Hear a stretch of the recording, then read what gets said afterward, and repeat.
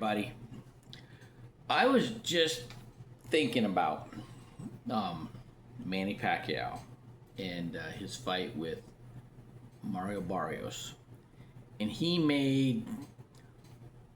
When you look it up, um, they say about 200 million is what he took home. Okay, from that. Now, if he's taxed at about 30%, um, he's got an estate of uh, like almost 2 billion. Okay, he him and his family spend about 200 million a year. So he's paying like 60 million a year in taxes. Okay, if he was incorporated and he took full advantage of his tax benefits with a 401k and profit sharing cash balance strategies, he would be able to shelter about 347,000 a year doing that. So he'd reduce his tax liability significantly. Okay, um, he'd reduce his tax liability by about 2 million a year. Okay, so he'd only be paying, you know, he'd only be pay, out of the 5 million he would have been paying from this fight, he would have only paid like 3.5 million.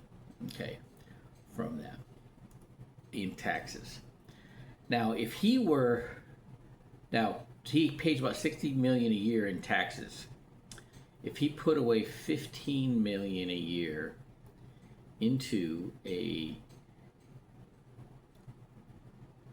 cash value life insurance policy that averaged 12%, and there's some that are doing way better than that, but just understand for that, he would, in 20 years, so by the time he's 67, he would have enough tax-free income to pay their, to make up for the 60 million he has to pay every year.